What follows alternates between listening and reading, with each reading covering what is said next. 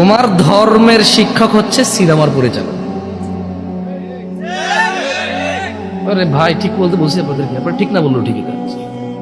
দেখো না সিনেমার মধ্যে মা অসুস্থ হয়ে গেছে, আবার ছেলে কি করবে, ছেলে যাইয়া মাজারে গেছে।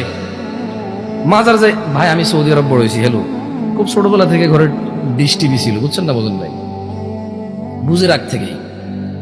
এখন সিনেমার নায়কের মা যায় কি করতে, সরি নায়কের মা তো অসুস্থ হয়ে গেল, তার নায়ক যা মাজারে যায় বলতেছে, আল্লাহ আমি তোমার কাছে কোনোদিন কিছু চাই নাই, এই প্রথম আজকে চাইছি, তুমি ফিরে দিও না। আপনি জানেন আল্লাহর কাছে না চাওয়া হারাম, এটা জানেন আপনি? আল্লাহর কাছে না চাওয়া হারাম, এটা আপনি জানেন? ইভেন জুতার ফিতা যদি ছিঁড়ে যায়, এটাও আল্লাহর কাছে চাওয়ার, আল্লাহ বলছে চাও। জুতার ফিতা, ফিতা বোঝেন, লেজ, লেজ না, হ্যাঁ, ছিঁড়ে গেলে আল্লাহ কি বলছে, আল্লাহর কাছে চাইতে বলছে।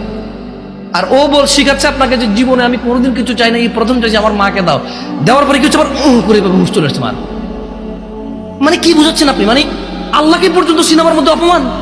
মানে এ মাজারে গেছে, মাজারের জোর হয়েছে, ওর মা অসুস্থ, এরপর আল্লাহ ওটা শুনে গেছে, আল্লাহ এত মানে এরকম, মানে কি ভাই, ভগবত গীতা, রামায়ণ, মহাভারত চলছে নাকি?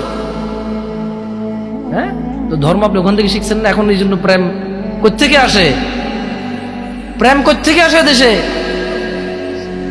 আরে ভাই, কেউ তার বউরে প্রেমিকা কয়? কেউ তার বউরে প্রেমিকা কয়? তাহলে যারা বিয়ে করে নাই ওরকম মহিলার সাথে সম্পর্ক হলে ওকে বলে প্রেমিকা? আমি বুঝে দিবেন। কেউ তার মাকে প্রেমিকা বলে? বোনকে প্রেমিকা বলে? কাকে প্রেমিকা বলে?